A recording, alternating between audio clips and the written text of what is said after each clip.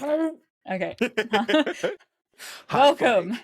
Flag. Hi, Welcome, guys. avocados. Hello, how are you? Fantastic. Welcome, guys, to episode 2, take 2 of the Barbarian Banter, where we discuss all things D&D.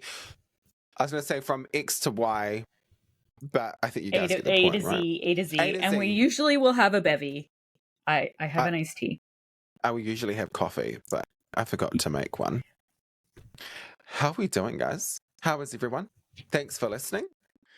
How are you doing, Plague? I feel like I haven't seen you in forever. I know. It's almost like we filmed the intro like 30 minutes ago. Look, I was just saying to Plague, I said, you know what? Because when we started this, we were like, how are we going to do our intro? What are we going to do? And then, obviously, after the first episode, I said to Plague, look, I think that's just us. Like, we laugh all the time, right? Plague and I talk nearly all day. We have a 6-hour time zone difference, by the way. We talk nearly every day. I'm in Eastern Standard Time, and that jerk is in New Zealand. Oh, no, so it's an 18-hour time difference. But you get the point. And, like... So he's a day ahead. Yeah. And 8 hours behind. In the future, I see things. I see that your day tomorrow is going to be... doctor's appointments. A Wednesday. Doctor's appointments. I'm actually going to also pick up some...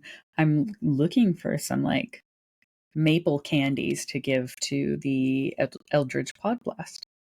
Because I'm maple candies? What are maple candies? You've heard of maple syrup, right? Yeah. But not like Aunt Jemima, like honest maple syrup. Yeah. The one that's when they put the thing in the trees and the syrup drops out. Yeah.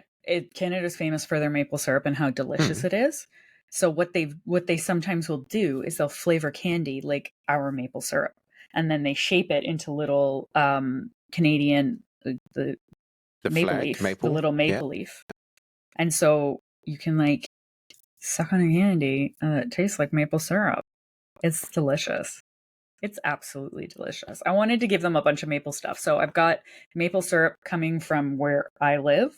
But I wasn't able to find any of the candies. But there is a maple store, like a maple syrup store between where I live and where my parents live. So I'll just drop in and be like, do you have any maple candies? Or do you have any rock candies? Because those are also delicious. Which rock candy is basically, I think you might have had rock candy. It's like on a stick and it looks like all crystals. Oh, yes. Yeah. Okay. So we have ones that are flavored like maple as well. We just have normal candy here in Aotearoa. I think it's pretty normal. Tangy fruits, up the tangy fruits. But I'm a big fan of Milo. So I have said to... Is that the chocolate drink? Yeah. Okay. And I love it. So I actually want to send them some Milo. I was going to send them some Marmite. And then obviously they tried Marmite and Vegemite on, and they weren't a fan. They were not a fan. I would love some actual Marmite from your zone. Because the one that's here, like even when I make it exactly like very little on toast with butter type thing, and I eat it and I'm like, it tastes like I'm eating salt water. So, okay, I love Marmite, okay, and like people spread it on like quite thinly. I will have it so it's like my toast and a layer of black spread. Like it's thick and I love it. It's delicious. My taste buds are like, yeah, but I drink a bit of coffee as well. Yeah, I drink coffee with 2 things of cream. Two little bits of cream. I can't put sugar in my coffee. Sugar does not need to be in coffee. Do you know what sugar does need to be in? Tea. I don't even put sugar in tea. I put honey in tea. Like English tea? English tea. I put honey in English tea. I can't put sugar. Honey's a lot softer on my stomach. I'm clearly doing something wrong. Why? So I add like 2 teaspoons of sugar into it, and with my Milo as well. Okay. Yeah, so no, there's tea that is you don't need to add anything to it. You just let it seep, and then the color, like I have a tea that is literally called Forever Nuts.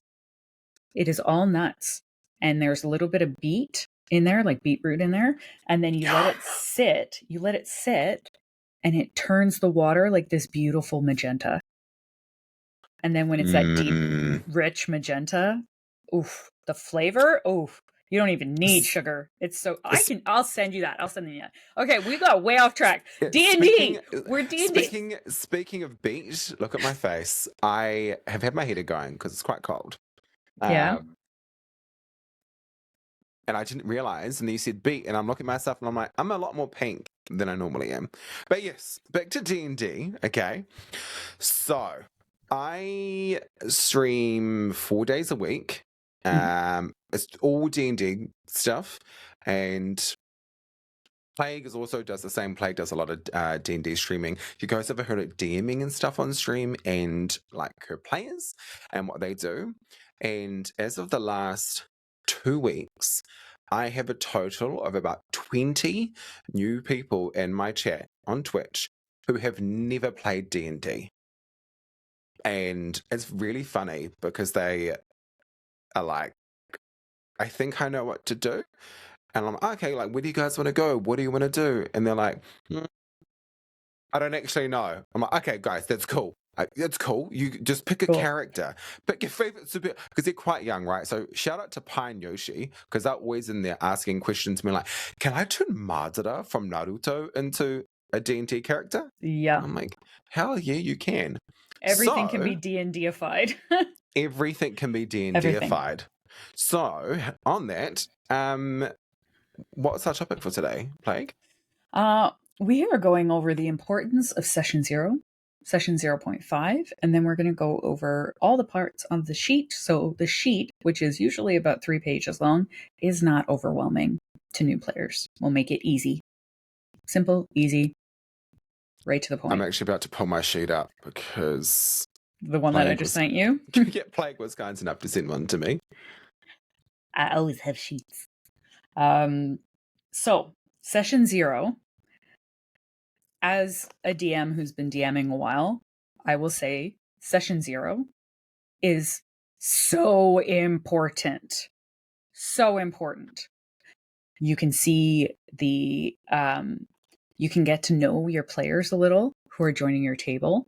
You can get to know kind of themes and things that they don't like.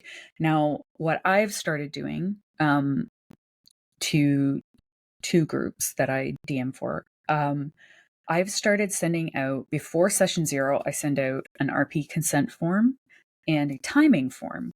Timing form is important because then, like Monday, Tuesday, Wednesday, Thursday, Friday, what days are you available? What times are you available on those days? And then when you pull that up in session 0, y'all can discuss like a good time that is available for everybody. So if nobody is available on a Wednesday to do D&D at all, and as a DM, I'm like, okay, Wednesday, 3:00, we're doing D&D. No one's going to show up, right? So, and you want players, right? Can't be a team if you don't have players. You can. You just, it's boring because you know what your characters are going to do. You know what and you might as well be writing a novel. So it's super important to have the timing one, and then the RP consent form is also super important because when we build stories as DMs, it's important to know where no-fly zones are. Like, for instance, my 7-person group that I have right now, if one person says no to a theme or an issue or like body horror or something like that, it's a no. Like, it's not a majority vote. If one person does not consent, it does not happen. Doesn't occur. Yeah, it does not happen. So I sent it to all of them. I said, super important for you to go over this form, answer it as truthfully as possible. But like in the long run, if for some reason you're like, Well, I was okay with like gore. I was fine with gore, and everyone was fine with gore. But you just said something that just, I don't, instant stop. Yeah. Never going to be described again. And I am very like open. I'm on Discord. That's how I run my things, and everybody has their own private channel. So if, let's say, one of my players messages me on that private channel and is like, I'm freaking out, this is actually like not okay for me anymore, then I literally will just redirect it somewhere else and not say, oh, because so and so doesn't like it, right? I don't want to foster like the DM versus players. It's not, Because you want everyone to be comfortable. Yeah. Like, there's nothing worse than sitting at a table with 6 other players and the DM and feeling like the DM's pushing you out because you don't like something. Yeah. You as a DM need to be adaptable, period. Because sometimes in stories, you get squick moments. Like the first time like that I jumped back in the DM seat, and then I wrote this story, I realized I had to start it on an ocean, on a boat. The players were there. And I have thessaliophobia or something. I have to see the bottom of water. Like I played raft and I freaked out that I fell off my character fell off the raft. And it wasn't just a regular, oh God, there's a shark. I love sharks. I have no issues with sharks. But I was like panicking to the point where I physically could not move my hands to get my character back on the raft. And so I realized that I had that phobia of not being, if I can't see the bottom, I'm freaking out. So I put myself right there. I told everyone, I said, I do have, this is the only time that we're going to be on the water for this entire thing. Like, unless you guys are doing like a ferry across and it's going to be like, oh, you started, okay, now you're here. I'm not going to, like, it's not going to happen. So that was me stepping out of my comfort zone to do something because I knew how my story had to start. And session 0 is super important to go over that, to say, these are the themes we will not bring up, so that other players in their background of when they start building their character, they make sure that theme isn't there. Like, there is the the SA thing. Obviously one of my players said, no, don't want to have to deal with it. So I made mention of it, not the player, but I made mention of this will never be a part of your backgrounds or of the story. That's never going to be a part of it. I think harm to children was another one. So I'm like, that will never be a part of it. So if someone, so my form is very like, everyone says it's pretty easy to read. It's green is you're good to go. Yellow is give me a content warning before we start. And red is no fly zone. No zone. Yeah. Yeah. And then I'm like, and keep in mind, yes, you filled out this form, which helps me a lot, but you can withdraw your consent at any time for anything, for any reason. So the session 0 is super important so that they understand that you, as a DM, are there to tell their story with your plot overarching their story and their importance in the story. Yeah. And I think like what I've learned about being a DM is when I first started DMing, I had players tell me it was my job to go in and make sure the characters didn't survive the adventure. And I was like, why would you think that? And they're like, because that's what the DM is here for. I'm like, look, I'm really sorry. If this is how you've played in past games, my role, is to create a story where you envision yourself as this character achieving all of these things and helping you get there through, obviously, the guidance of the story and stuff that I myself am narrating. I'm not here to yeet you out of nowhere because I feel like it. But speaking of yeeting out of places, an unfortunate part of sometimes in D&D is dying. And so I actually never thought about this. It's not something I would, because I'm like, it's D&D, sometimes it happens. And then Plague, you mentioned to me the importance of actually explaining, why this needs to be spoken about, because people get really invested, right? When you create a character, creating a character takes a lot of time. It's possible to whip one up in like 5-10 minutes, nice and easy, done. But character creation can sometimes be days of agonizing over the perfect stats and where to put things, and finding source ideas and creating a vision board and stuff for your character. And I actually brought this up to my team episode 2, game 2, and I said, look, how are you guys with dying in game? All of my team were fine except for one player, and he said, look, he said, I don't build characters for them to die, unfortunately. But he's also had this character for 3.5 years. Playing the same character? Play this character. Oh, he's wanted to play it. He's wanted to play it. And obviously, so my world that I'm creating is very dark. There are very dark and heavy themes. And so, I learned about the consent stuff through Plague, and I said, look, are you guys okay with these themes? Because they're not for everyone. It is very dark. Things like racial tension is a big thing in my world. And my player's like, yeah, cool. It's just the death and dying part. So I've spoken with my player and said, look, if you ever were to die, I would either renege, or it would depend on what would happen, right? If you died because you made a bad decision, I would try and figure something out. But if you died because somebody else impacted a decision that led to you dying, then I would just be like, magically a fairy appears and you're back to life with 1 HP and stuff. Obviously not like that. Make it a bit more thematic, but yeah, definitely. Just those themes are because there's some out the gate D&D themes. Yeah. So that's also something that I talk about with my players in session 0 as well, is it's perfectly okay for you to say that you don't want your character to die. However, there will always be consequences. So if your character gets in a situation where they drop down to 0 hit points, we'll discuss the consequences at that time, if that time ever happens, that what you will lose instead of your life. So it's because there has to be consequences, because it's actions and consequences. That is pretty much all of D&D. Everything is action and consequence. So it's like it's very important as well to kind of ask what age rating they're looking for, right? So if someone wants to have a D&D game that is rated E for everyone, well, you're not going to have like cannibalism and demons and religious horror and eyeballs being gouged out, right? Because that's not E for everyone, right? E for everyone.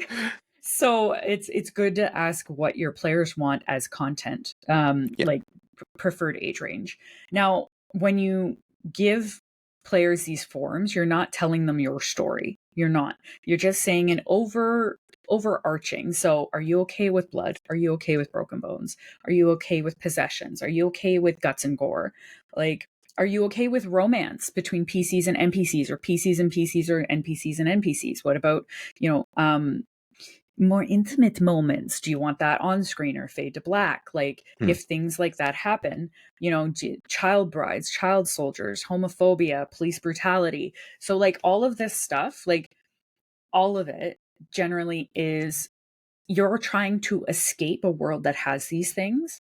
Are you okay with handling them in your fantasy world? Yeah. And sometimes people are not. Some people want to escape those things and don't want to have to deal with them, which that's why at no point in my game will there ever be police brutality.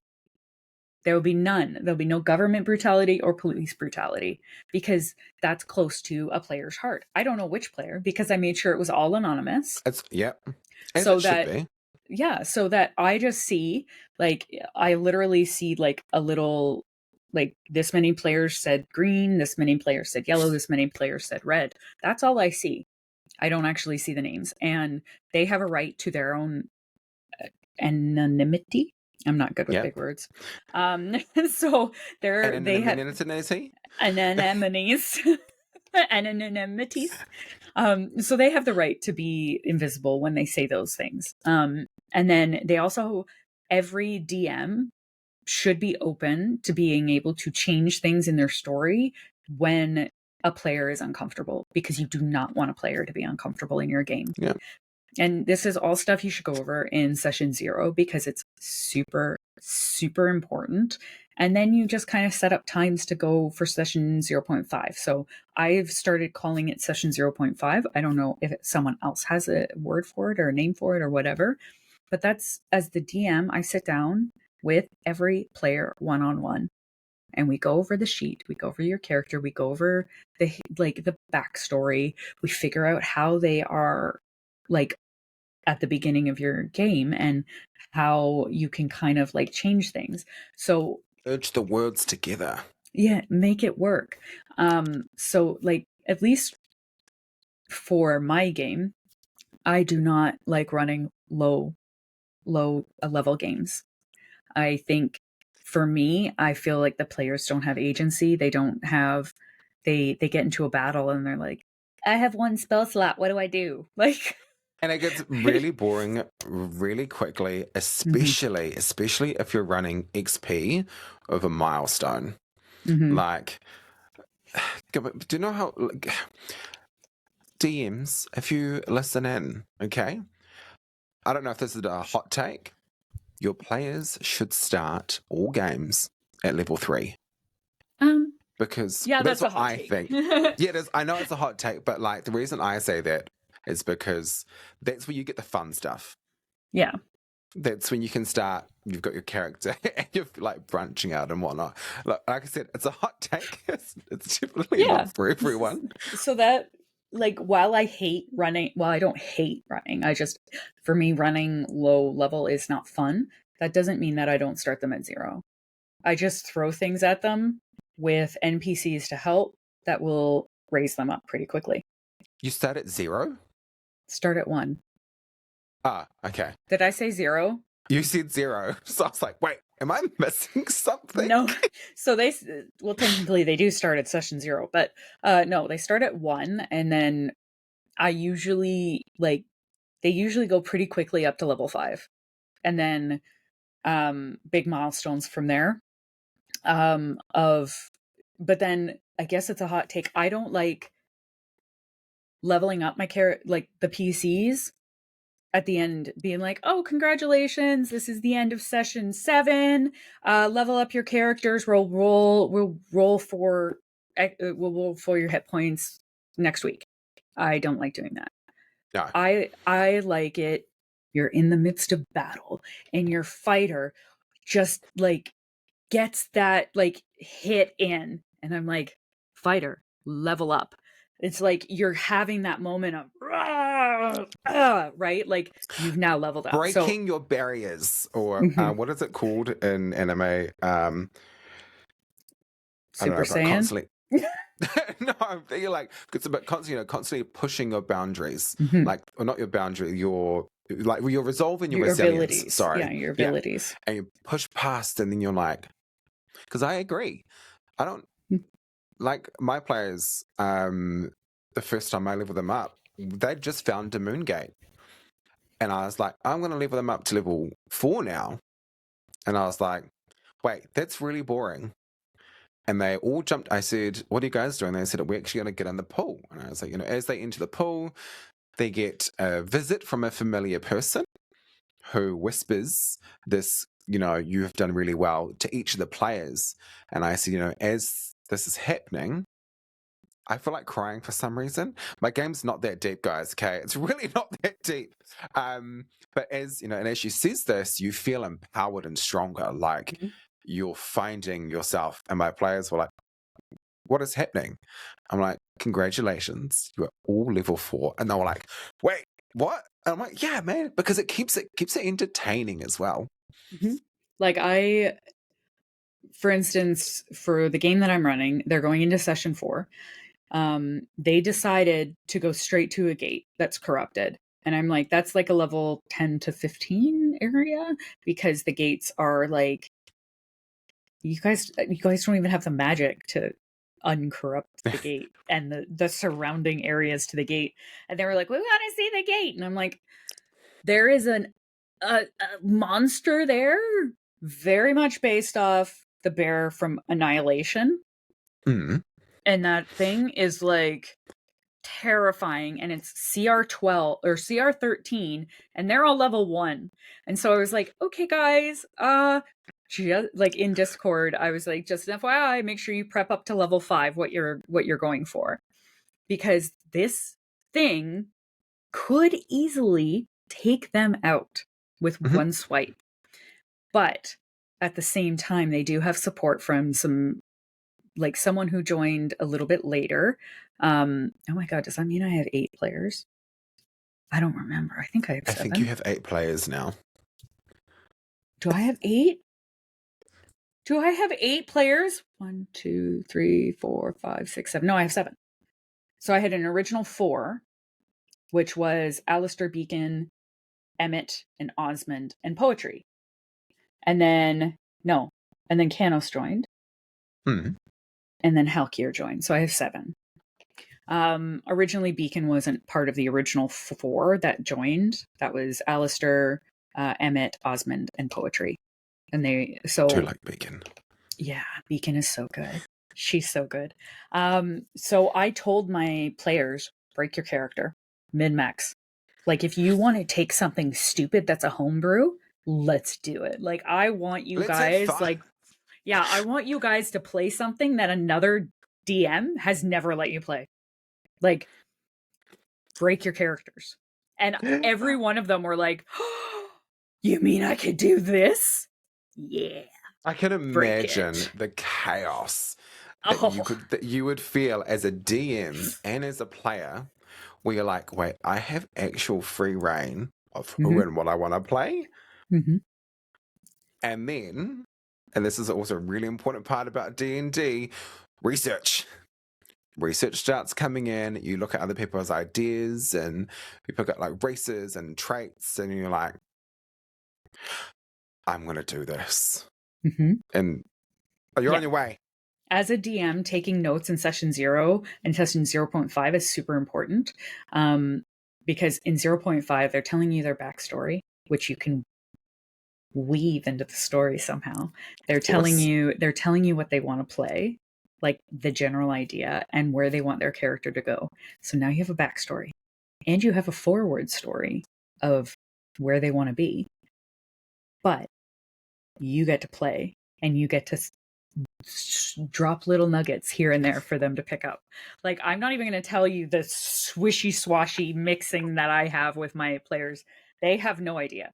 So Beacon does know the twist, like the big twist. Yep. Canos does as well.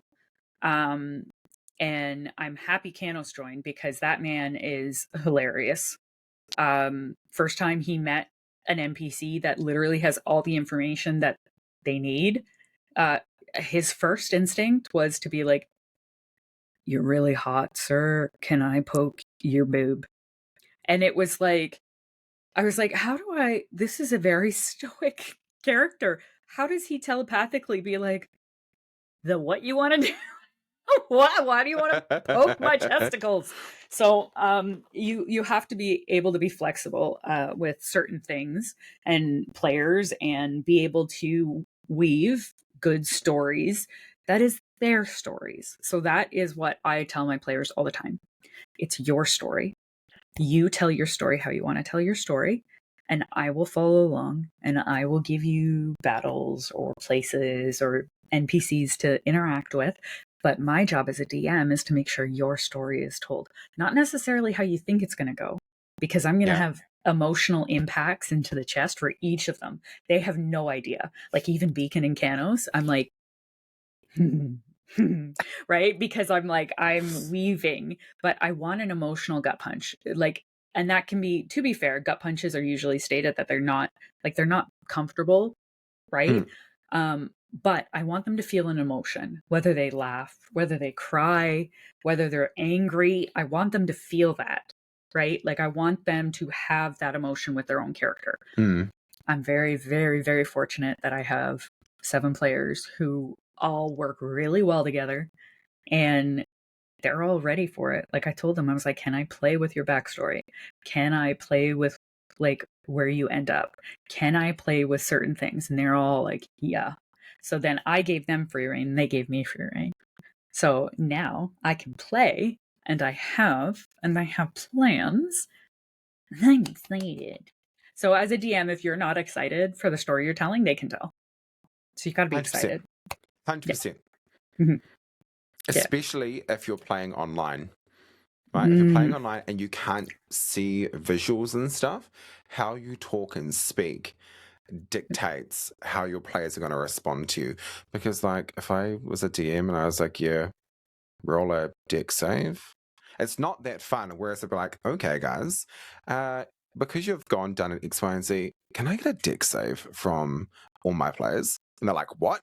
And you want to create that excitement, which obviously goes back to a topic that we'll discuss down the road, but like about using your voice and manipulating the situation to cause these gut punches and excitement. Yeah, for sure. And it's like you can play on so long. What? Sorry, I just looked at the D&D character sheet. It's really long. It is. It's 3 pages long. It's 3 pages. But all the pages are important. Everything is important. So, to be fair, I start with an idea. What if, let's say Goku. What if Goku from Dragon Ball Z was a D&D character? What would he be? Right? And then like you kind of build your character off of like some sort of idea that you've wanted to play. So Madara. Yeah. So for me, I will always start with what they look like. What is their name? What do they look like? What is their race? What is their description? Like, what are their goals? Like, I just say goals. Because it's like at that point, if you're confused on where you want your character to go, I, as a DM, can help, right? Like, if you know the goal you want to achieve and you have an idea of a character, but you don't know what class, you don't know kind of what alignment or that type of thing, no problem. That's what I'm here for in session 0.5. Let's go over it. Let's figure it out. So if we look at the sheet, unless Mikados wants to add anything. No, I'm bringing my sheet across. Insert Exhibit A. All right. So at the very, very top of your sheet, of all the sheets, you get little things. Okay. So you get. I lost it again, but it's fine. I found it. Okay. So you get on page 1, you get your character name, your class and level, your background, the player name. Don't always have to add that in. Race, alignment, and experience points. So player name and experience points, whatever. Don't worry about that. Character name's super important. What is the DM going to call you? What are the NPCs going to call you? What are your friends going to call you? No name. Excuse me, no name. Over in the corner. Can you give me a hint? Yeah, you little urchin, nameless. Got it. Even though nameless, honestly, is a pretty cool name for a rogue. Ooh, a rogue or a warlock? Yeah, I would say faceless maybe for a rogue. Faceless for a warlock? Rogue? For a rogue. You can't see me. Yeah. Let's go, John Cena. That would be a good one. Yeah, have it as the description is John Cena. John Cena as a D&D character. Rogue. There you go. Rogue. Because he's invisible. So class would be kind of what you want to play. So there are a lot of classes in 5e. There are a lot. Yeah. So I generally will ask, do you prefer to be at the back in support? Do you prefer to be in the center as support or fighter? Or back as a spellcaster? Or front fighter, straight in the face? What do you want?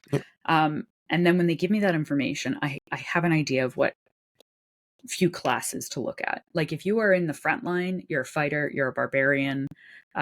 Sometimes you're a rogue, depending on your build and makeup. Rogues are more center, but they have to be close to hit with their knives, right? So sneak attack. So they are technically on the front line, but they are for your enemy, they are midline because when they go invisible and then get behind and then do the stabbies and then go back into midline, they're like, what stabbed you? Right? So it's like, so they're kind of like, they're a class that can go back and forward, but definitely you've got your barbarians. Hi, that's me. I play barbarians. So you have your I'm a no-go. barbarians. You're a what? I'm a no-go for frontliners. Oh yeah, you like your spellcasters. Oh yeah. So there is, on top of all your classes, you have your subclass, right? And those, tons of people homebrew them, right? It's ridiculous the amount of homebrews for subclasses that are available. Like your artificers, like your midline, your barbarians right in the front, your bards are generally in the back, just literally doing bardic inspiration, sometimes like Tasha's hideous laughter, or like, so they're spellcasters that way, but their main thing is bardic inspiration, bardic inspiration, bardic inspiration, Heavy and throwing utility. insults. Yeah, heavy utility. Vicious mockery. Mm. Wisdom is chasing you, but you seem to be faster. So funny enough, like the first session, I did a monologue that was probably like 2.5 minutes long, maybe upwards of 5 minutes long because it was 2 pages. Makatis has heard that monologue. And I was like, very much at the end of that monologue, I was like, roll initiative. And they were all like, what? Because they hadn't played their characters yet. They hadn't talked to each other yet. I basically was like, you guys come up, like you go up on top of the ship and you see a giant 15-foot skeleton and he's the only one on the ship and he's controlling the ship. And guess what? Now there's a kraken. And they're like, ah! And then they realize that the big skeleton was helping them. And so they were attacking the kraken. But the ship was also like a legendary thing. So like we had our bard, vicious mockeried twice to this kraken and hit it twice with vicious mockery. I was like, this poor kraken is like, you hurt my feelings. And as he's like trying to keep on the ship, she's just like doing bardic inspiration and she's like, you're slimy. And I was like, how did that hit? So he's like, I'm not slimy, but he can't talk. So it was just like the facial expression of, what the heck? So I was like, you see the kraken's face through the side like banister of the ship, just be like, what? And then he went back and he lost a little bit of, I want to keep holding on to this ship because the bard kept insulting him. So I was like, he didn't want to be on the ship anymore because he was upset. So bard is heavy utility, heavy support. Yep. You have your clerics, which are your backline healers. They sometimes do have to run to the front line though, if they are doing, if someone's down. You have your druid, which is like your midliner, but also can be your frontliner, because if they don't use their wild shape and they're using their healing, that's more of like the midliner, and it's easier for them to be in midline when they transform and charge forward with whatever form they've chosen, right? And then they can take over. Oh, barbarian is down, cleric is coming forward, I'm now going forward with whatever form I have, like your owlbear or your velociraptor or whatever, you're charging forward. Your fighters are always in the face of the things, always there.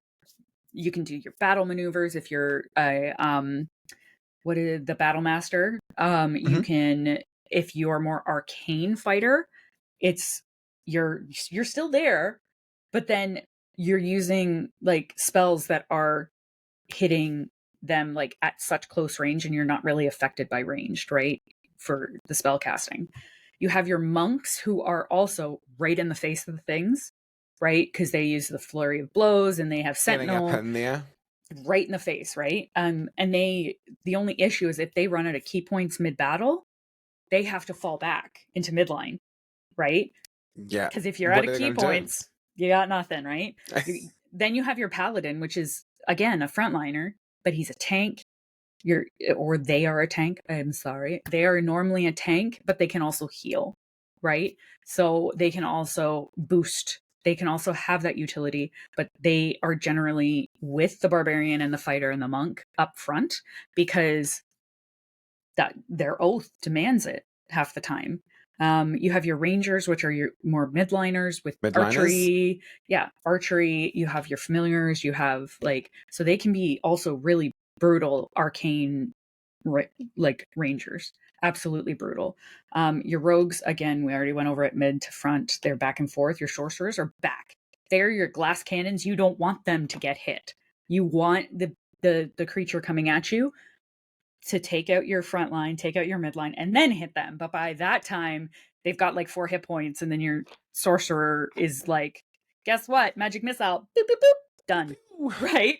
And then it's walking around like helping everybody up and dropping health potions and doing that. Who needs healing? Everyone's like, the frontliner's like, over here. And our sorcerer's like, we're good, guys. Like, it's just another walk in the park. Yep. You have your warlocks. Those are your midliners. They can jump to frontline as well if they are like more of a Hexblade? Hexblade, yes, but also there's other evocations of like there is one that is a like full on uses a rapier and has like very similar to the fighter with the battle maneuvers, but he can still use your Eldritch Blast, right? Which levels up as well. Your wizards, again, backline. Like, keep your spellcasters in the back. If your spellcaster if your spellcaster runs forward to the front, you're just like, okay, bye-bye, I love you when you're here. Right? So I am the barbarian. Like, Makadas and I have already talked about it. He thinks I'm more of a paladin, but I am a barbarian in general. I will always like headbutt something before I try and understand it. Like, if you're being a butthead to me, I am going to, like, very much bard-like rip you apart and then be like, you are nothing to me, and walk away. So, because I physically will not attack somebody, that is the way I am a barbarian. I will rip someone apart if you are awful to me. But Makadas is like a sorcerer. He's he's got the magics, and he's... Yeah. I'll manipulate I'll manipulate the battlefield to suit my will. I'll be like, oh, I'm sorry, you think you can run 120 feet away from me? I actually don't think so. What's up? Hi, my name is Makadas, and I'm here to send you to the Netherverse and pew, pew, pew, pew. Good knowing you, and bye. Because obviously as sorcerers, there's like ways for us to bounce around. Mm-hmm. Yeah, Misty Step. Can't over love Misty Step. Misty Step, Dimension Door, Prestidigitation also. Like, my these are all favorite spell. These are all ones that are like super important for movement, for things that don't have a lot of movement, for classes that don't have a lot of movement, because warlocks usually get a lot of movement. Your barbarian has a charge forward, they get a lot of movement. Your fighters can get a lot of movement, but there's not a lot of movement for your wizards and sorcerers unless they're spells. Just stand there. To be well, they are wearing dresses. I mean, yeah, we have to look pretty. You gotta be wearing pretty robes as we yeet things. But like, so obviously there are heaps of classes, okay? Yeah. And in older editions of D&D, to play certain classes, you had to have like a minimum stat, right? You couldn't have like an intelligence of 8. Yep, still is if you multi-class. Okay. You have to have a 13 in the multi-class. Like, it kind of makes sense because a fighter with an int of 8 being like, I want to get shielded and stuff doesn't exist. And I think probably the hardest thing I had when I first started playing 5e, yes, more so when I started playing 5e, was I like just in general, was understanding the stats and what they did and what they adhered to. And so a friend said to me, do you know the story about the tomatoes? No, I don't know the story about tomatoes. This one's great. He said strength is your ability strength is how many tomatoes you can carry. Dexterity is how many tomatoes you could juggle, or some people would say throw. Constitution is how many bad tomatoes that you could eat and not get sick. Intelligence is knowing that tomato is a fruit. Wisdom is knowing not to put a tomato in a fruit salad. Though technically, salsa is a fruit salad. Very, very true. And the other one is charisma, which is like your ability to sell tomatoes. And ever since, that's the story I tell everyone when it comes to stats. I actually have, I remember I had a list of what each stat was between a certain amount. So, like for strength, if you are a 1 in strength, you're morbidly weak, has significant trouble lifting their own limbs, right? 2 to 3, which is a -4, needs help to stand, but can be knocked over by strong breeze. So most people generally start at 8, right? 8 to 9 has trouble even lifting heavy objects, right? That doesn't mean if you get a nat 20 to kick down a door, I'm not going to give you some major, oh my God, they actually was able to do this. Shock and awe to everybody. 11, like 10 and 11 literally can pull their own weight. They're okay. That's like human, like average. Normal. Yeah. Oh, yeah. Yeah. Yeah. Human average. 12 to 13 carries heavy objects for short distances. 14 to 15, visibly toned. So those are your like visibly toned, throw small objects for long distances. That's so a 15 or 16 to 17 carries heavy objects with one arm. So that's Okay. like the hauling like all your groceries in your house with one arm. Right? 18 to 19 can break objects like wood with bare hands. John Cena level, right? Like he can just snap wood in half. 20 or 20. So that's the highest you can go. So it's 20 to 21 is a 5, but able to out wrestle a work animal or catch a falling person. So like you could wrestle a bull. An oxen, yeah, like. Right? Like you could get them down. Now, with enemies, a lot of times you get over the amount. So 22 to 23 is a +6. They can pull very heavy objects at appreciable speeds. So like they're pretty good. 24 to 25, pinnacle of brawn, able to outlift several people. So that is like the strongest man. What is his name? Bjorn? I've The seen guy, him. Dude's huge. yeah, the guy who played the Mountain The mountain. in Game of Thrones. Dude's huge. Yeah, yeah, he could outlift a lot of people. I think he just won another world record for how much he was able to lift. It was just over a ton. It was insane. I want to see how it looks. I want to see what his name is. World's strongest man.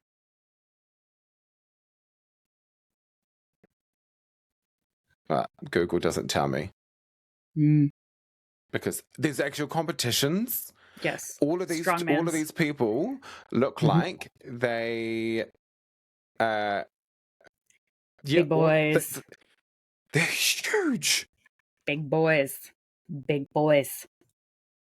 Very big boys. All the big boys. No, I'll never be. They're big boys. I'm comfortable with my strength of like 12. I'm comfortable with my strength of like 8. I'm good. As a barbarian with an 8 strength. Okay, give me a second, Makatis, because I am actually going to send you this. Because I think that would be really good for you to show to your new players so that they have an idea of what everything is. I think that would be. Look at me. No, look at me. I'm done. I always need help. Like I always need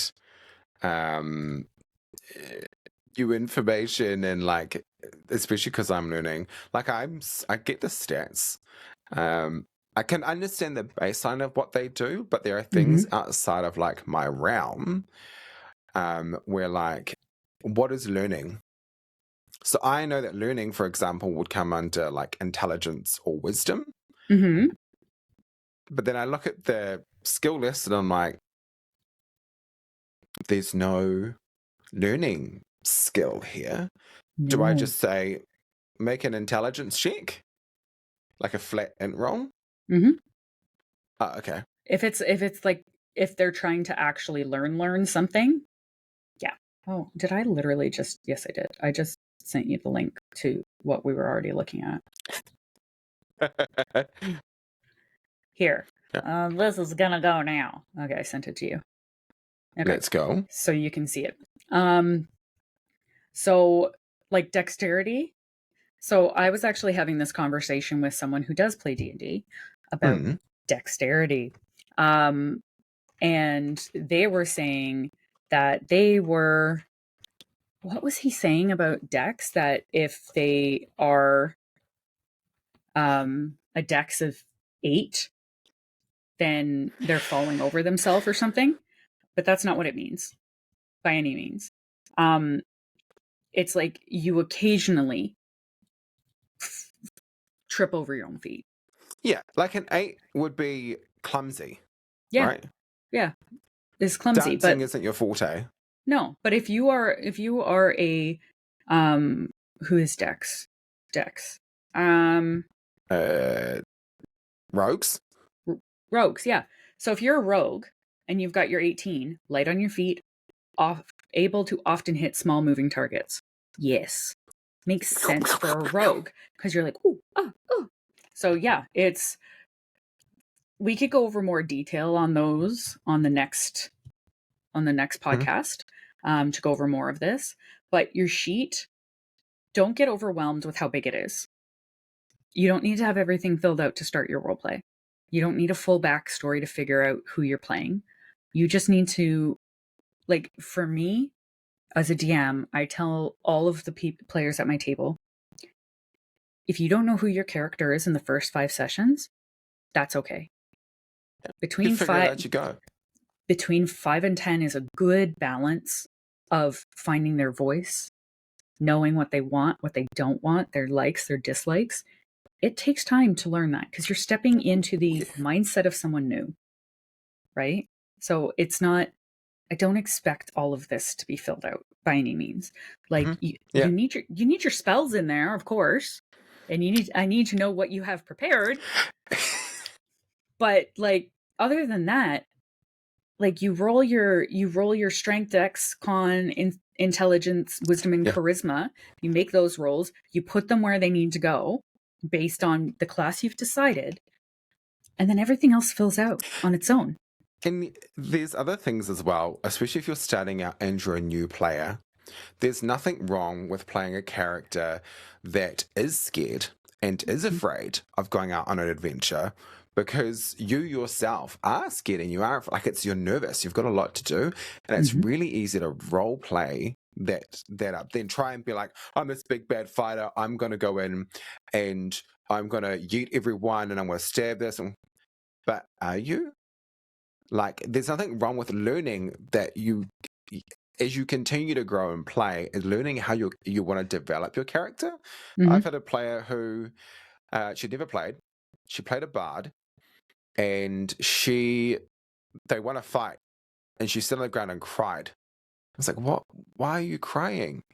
And she's like, "Because I got a paper cut." And I'm like, "Oh, role performance bard." She did really well and was wailing and all the rest of it. And after the session ended, she said, I actually didn't know what else to do, because I just thought you walk in somewhere, you have a fight, you get some treasure, and you leave. I'm like, hey, that's cool. Making it up on the spot, it's character development. But like yours is currently a wuss. Yeah, your bard's a baby. They've never felt pain before. Yeah. Like, the paper cut felt like they were dying. Yeah, absolutely. So I think with, in general, when it comes to making your character, finding what you want to play is important as opposed to the character. Because sometimes you'll make a character that you don't jive with, that you're like, I don't really like it. This isn't really for me. Yeah. Me playing a martial class. Yeah. And so it's totally okay for you to talk to your DM, or at least your DM should be open to it, that you go, I just am not connecting with this character. And your DM should be like, okay, let's figure out how they leave and how your new one enters. And we'll figure out something you want to play. Because my job as a DM is to make sure you are having fun. If you are not having fun, I'm failing. Because communication's not there. You're not telling me you're not having fun. Yeah. How do I know? If you tell me I'm not having fun and I say, step in line, get back to the table, and I keep going, what kind of person would I be? What kind of DM would I be? Yeah. I'm And supposed then to you get facilitate fun. Yeah, and then you get like D&D horror stories and stuff, and people don't want to play ever again because they had one really bad session where they would have said that same thing. I'm not having fun. The DM's like, well, either step up or step out. And I'm like, you're like you're here to create a story, right? And a good DM is there's multiple versions of being a great DM, storytelling on the rest of it, but a great DM is a person who listens to his players, understands, especially with new players, understands how they want to talk and how they want to act. And there's nothing wrong mid-game being like, hey, if like a player's like, I actually need to just ask a question, can I do this? Or the DM's like, hey, I'm going to pause the game. Is that an action you want to do? Yeah. To give you the time, because games are really quick sometimes, and I apply pressure to my players all the time. I'm like, you have 30 seconds to get in and out. You need to go now. I'm counting down. And they're like, what? And then you can always pause and be like, hold on, I need to take a break. And DMs should always be willing to listen. Yep, always. I think as a DM, you should be listening to your players. If you're not listening to your players, like, you're just trying to railroad them into a story. Now, keep in mind, that's not a wrong way to play D&D either. If you as a player prefer to be railroaded through a plot, then you need to find a DM that does that for you. Like, there are modules as a new DM that you can use that will tell the story for you. You just read a couple bit ahead, but it is a lot of railroading because they can't go outside the path. Right? They can talk to an NPC for 2 sessions, but there's still a path they have to follow. Like Curse of Strahd, it's a very dark module, but it pushes you through to where you need to go. And that's okay. As a new DM, if you need to run a module to get your feet wet, run a module. 100%. Figure it out. If halfway through the module you're like, I hate running a module, I'm going to railroad this in a whole other direction that they're not expecting, do it. Yeah. Right? Like, do it. It goes back, like we say this for players, right? Like to DMs, like be kind stuff. It also goes the other way. If you're a player who has a lot of knowledge, has played the game for a long time, and your DM says to you, hey, I'm feeling new to the game, I don't actually know what I'm doing, like, can we pause? Be nice to your DM. Like treat everyone, good old golden rule, treat everyone how you want to be treated. And as a person who is myself as a new DM, I literally have a player, which is the Z. I'm like, hey Z, what do you think I should make you guys roll for here? And he'll help. And my players know it's because I'm new. Like, and even me, who's been a DM for like 31 years, I tell all my players, I am not infallible. If I make a call that is wrong, call me out. Call me out. Because I am not a proud person. So if you're like, we shouldn't probably be rolling that, we should probably be rolling this, I'm like, okay, we'll roll instead. Go Have at it. We can swap. Right? So I'm very, like in the last session, I was like, they had asked a question. I was like, okay, I need you guys to roll, and then we had a whole table discussion on, what do you roll in this situation? Like, that's nowhere. Like, that's not on the sheet. What do you roll? And we just decided to do like, it was, I think, investigation, because it made sense in general. And I was like, okay, roll investigation. And he failed. And he was like, that's my highest stat. And I was like, sometimes you're dumb, sometimes you're not. Yeah. Right. And sometimes the dice gods are like, you know what? I feel like it'll be more fun for you to fail this. Shout out to my player who got a 0 on a save. And I'm like, die gods have forsaken you today, brother. Yep. The die gods giveth and they taketh away. They taketh away. Right. Unless you're a DM. The no, they say, still. unless you're the DM, and I'm like, No, My my Kraken rolled 3 nat 1s. 3 in 7 attacks. I was like, yeah, so he's really feeling the insults for poetry. It's like, this poor Kraken is like, I don't want to have anybody, right? He's like flat out failing his rolls. And I was like, what the heck? And then my ship, the ship that was on the player's side, got 4 nat 20s. And I'm just like, I'm like, I really hope the BBEG actually can roll somewhat average. Yeah. Because if he rolls average, everybody's in pain. And honestly, that is a great introductory to D&D. Net 1s and net 20s. Mm-hmm.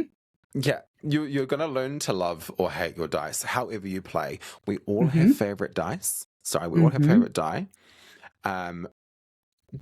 Like sites like Roll20 and D&D Beyond, sometimes I'm like, I think karmic dice are on, and I'm like, no. I'm just going to roll poorly for 3.5 hours. Yeah. And another thing as well, if you see your DM, so I play in Roll20. I rolled a couple times as a DM. Nobody picked it up. They heard the floop and they didn't pick it up. And that was because like their perception wasn't enough to pick up what was happening. And then I rolled dice on my table and they heard it in the mic. They can hear it? And yeah, they heard it in the mic and they were like, what did we miss? What did we miss? Can I roll perception? And I'm just like, you can. You won't see anything though. And they're like, what do you mean? So it's that's a tool as well to keep your players on their feet as random rolls. Yeah. I tell my players, because we don't play in person, we play online. I tell them, just a heads up, guys, I am rolling. And they're like, wait, what are you rolling for? I'm like, that part. You can't know. You don't know. I'm rolling. And then you hear the, wait, no. And you can hear the like collective gasps as players realize what is happening. Yes, and it's so much fun as a DM because you get to see the happiness on their faces. They're like, "Oh my god, we gotta figure out what's happening. Are we gonna die?" And you're like, "No, I'm not gonna kill you with a hidden roll. I'll kill you face to face." But again, consent. So players can say they don't want to die. So guess what? If you go down, we'll figure some out. And I actually think that wraps us up for the 0. Obviously, we get quite the way through the sheet because it's very clear, like, because obviously, you know, I was about to say, it's obviously chat, sorry, force of habit, but it's very easy. So when we're playing, we're like, we can run this, and this. And actually, now when you start talking about it, there is so much more to just than you just think. And this is why Plague and I will sit there and talk for hours and hours. Yeah. And then be like, wait, have we watered ourselves today? Have we eaten? Oh, no. Okay. 5-minute break. See you soon. Or it's like, Makadas will be like, Plague, why are you moving in that way? And I'll be like, I just had a pain on my back. When was the last time you stood up? 10 hours ago. We can definitely get carried away. And I think the more episodes and stuff we do together, the more we'll learn about like what our sweet spot is. Yeah. Like our times and stuff like that. And I mean, I freaking adore you. I adore you too. I adore you, Plague. And so love it. Yeah. I love that DMs are joining me.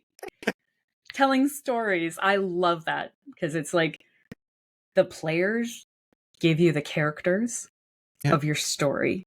So you create the environment where their friendship or anonymity or anything can blossom and grow and turn into something great, right? And it's your job to tell those character stories in the end.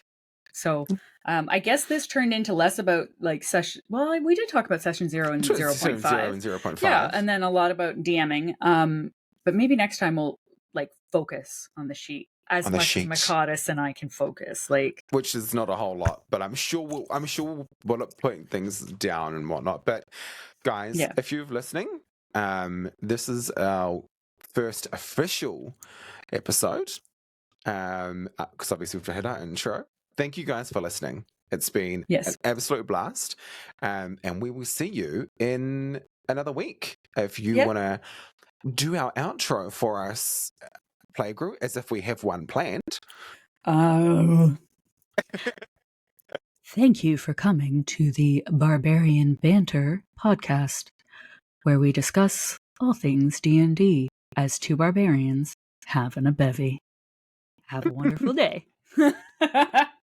Bye, team. We will see you guys next week. Bye.